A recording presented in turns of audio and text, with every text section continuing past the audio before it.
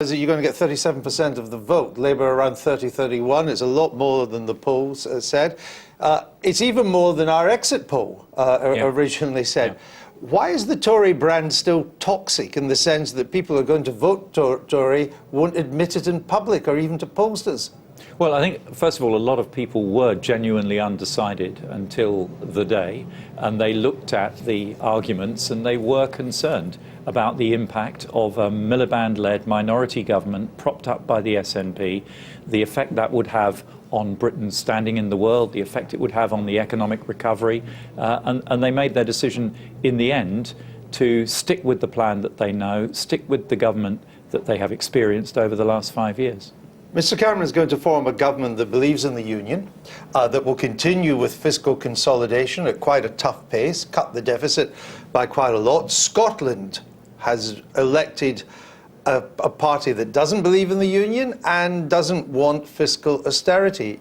You have no mandate to govern in Scotland.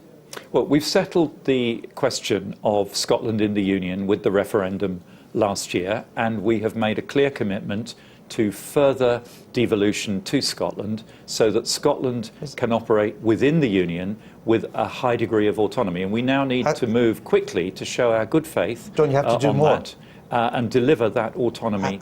Isn't the Smith Commission now been overtaken by events? No, it doesn't cut through in Scotland. You need to do I don't think so. a lot more. The story in Scotland this morning is about Labour's failure. Labour has lost its base in Scotland and it's gone to the SNP because Labour has You've lost your base. No, look, we had one seat before and we've got one seat now. Exactly. Labour had dozens of seats lost last night. Labour has taken its base in Scotland for granted for many, many years and has now paid the price. Are you saying to me this morning that you plan to do no more than the Smith Commission extra bit of devolution? That you're not thinking of a much more radical home rule proposal for Scotland? Well, look, I think, frankly, it's a bit early to expect us to have been thinking about anything that's reflective of the results last night. And we clearly will want to look at the result last night in the round. But we have made a very significant proposal to the Scots for further devolution. And I think what the Prime Minister suggested in his acceptance speech in Witney is that we now need to move quickly to put that into place and show that we can work with an SNP government in Scotland. But here's the issue. On the one hand, you're going to be grappling with this huge Scottish issue where you have only one seat. And at the same time, you're trying to renegotiate our terms of membership of the European Union.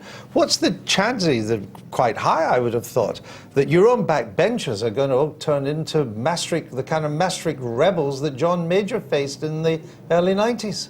Well, I think we all want the same thing. We want to see a renegotiation of the terms of Britain's relationship with the European Union. And if we can get that right, if we can get the package that we need, then the British people, I'm confident, will decide that Britain's future is with a reformed European Union. And you're not worried about lots of rebellions? There's quite a lot of insatiable backbenchers on the European issue on your side. Of course, we will have to be very mindful of what the parliamentary party thinks, but the parliamentary party will also have to be mindful of the mood of the country overall.